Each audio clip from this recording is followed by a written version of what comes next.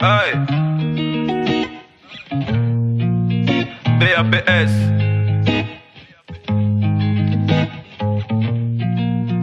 Karakwere.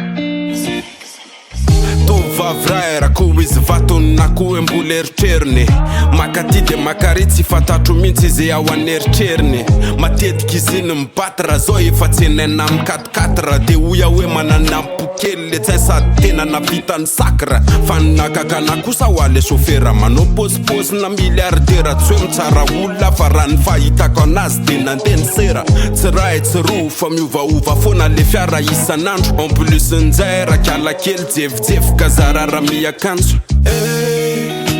eritreritra sena nandalo iny fa tsy hoe maninona samy manana ny tiny samby amy filina tantara ze hitako fa ze tianao ihany atao ze tianao ihany atao raha misy manakiana amizany ade sakaiko nampianarina kaze ananako zaraiko tantara ze hitako fa ze tianao ihany atao ze tianao ihany atao ndray andro arikala kely tsy haiko hoe naninona fantomany te anamitamby azany efa amakely azy tsy haiko raha ty vatomamy niezaka nyresaka fa kotrany fony de nisy zavatra afako nitresaka samy ary maminavina ny atsainy ihany fa nivava tsy atao petsaka afatra kelo anareo zazavavy ze tena mbola miala sakana raha hita fa efa mono ny rano tsy jabakeo zany ny lakana raha volany mafatifaty de ny saripaty ve kino atao sorona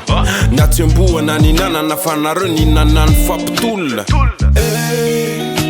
eritreritra sena nandalo iny fa tsy hoe maninona samy manana ny tiny samby amy filina tantara ze hitako fa ze tianao ihany atao ze tianao ihany atao raha misy manakiana amizany ade sakaiko nampianarina kaze ananako zaraiko